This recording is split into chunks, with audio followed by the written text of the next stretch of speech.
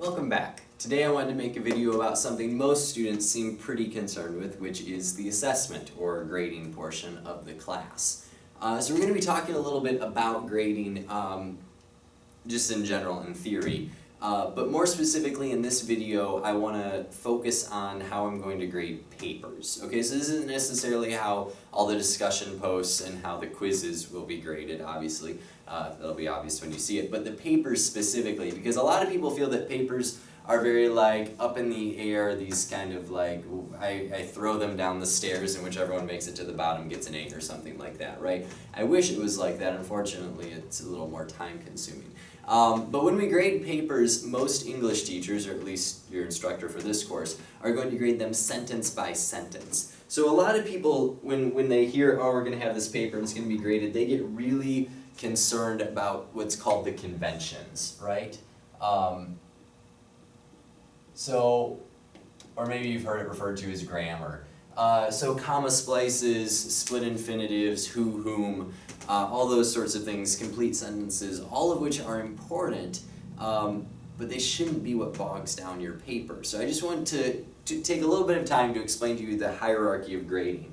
And I think you'll find out as we go that the conventions are not the most important part. The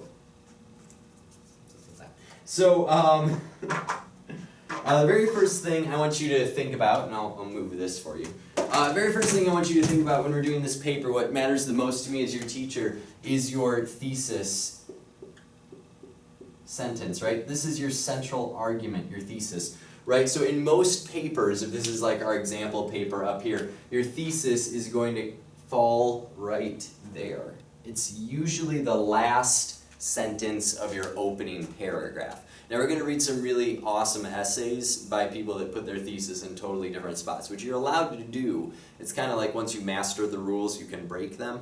But for now, we want to keep our thesis right there. So it's front and center, you know where it's at, I know where it's at. And then as you move toward, graduate, undergraduate, graduate level writing, you can get much more creative and stylistic with your approach. But for now, we're going to keep our thesis sentence right there. Our thesis is our real foundation of our paper. It's the central argument. I've read some really bad thesis sentences. The type of sentence that basically says water is wet.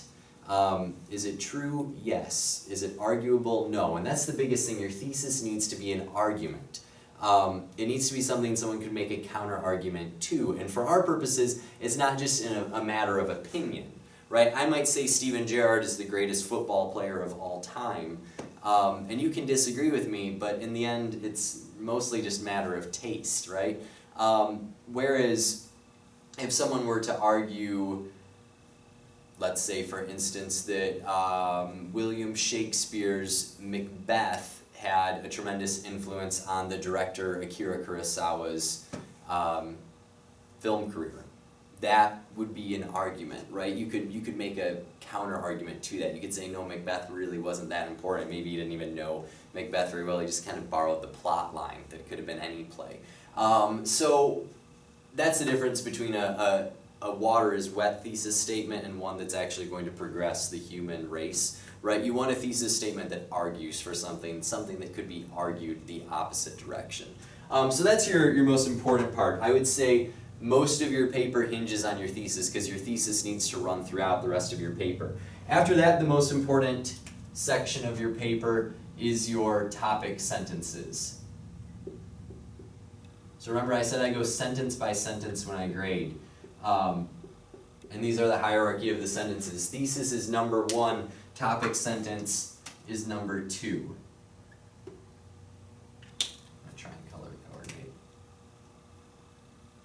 Right? So your topic sentence, if you think of this like a house, your topic sentence is kind of your frame for your house. If your thesis is your foundation, your topic sentence is the actual frame for the house. Right then and there, you have a pretty good house, right? You could live in it. Wouldn't it be very nice when it rains if you just have, the studs and the foundation? But you have at least something to stand on there. So your topic sentence is right here. It's the first sentence of every paragraph in the body. So after your introductory paragraph, all those other paragraphs, your first sentence is your topic sentence. And what it does is it summarizes everything that's going to be in that paragraph, and it directly supports your thesis statement. So if our thesis was the importance of Macbeth on Kurosawa's career, the very first sentence, or the very first topic sentence I might have, might be explaining how the plot of Macbeth was used by Kurosawa, right? So the topic sentence falls right under the thesis there. After that, I would say your next most important thing is your supporting sentences. Maybe think of them as like your windows, right, and the actual drywall. So these are your support. So your supporting sentences all fall under here. This should all technically be support. But the reason why this gets a little complicated is there's many different ways to create support, right? So your supporting sentences might be things like citations and examples, quotes. Wow, it's really hard to write down there. Examples, quotes, textual support, all that sort of stuff, right? And then on top of all that, so we have our foundation, we have our frame, we have our walls up. The least most important thing, the last thing, is actually these conventions, which I should have written in a different color, but I'm just going to circle. Conventions, right? That's like the paint that maybe you put on the outside of your house. I don't know who paints the outside of their house black, but I'm sure someone does. So that's what most people struggle with. They freak out that maybe this is a run-on sentence, and that is important.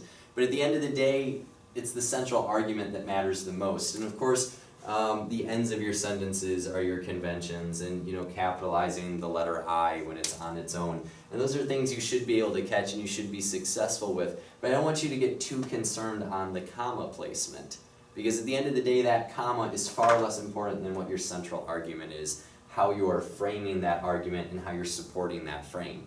If you have a good thesis, you have 5 good topic sentences, 6 good topic sentences, however many paragraphs behind it, and in every one of those paragraphs you have support that proves that topic sentence, then everything falls into place. You can have a house without any paint or wallpaper. You do not want to live under a pile of paint and wallpaper without a house, though, right? So don't get this mixed up. A lot of students really freak out about writing because they think this is the most important part, but actually take care of the structure first, okay? And that's how we grade. I only grade 5% on grammar and conventions. The other 95% comes from your argument. So frame that first and you'll be all good to go. All right, if you have any questions about this or any concerns, let me know in discussions or shoot me an email, and I'll see you in the next video.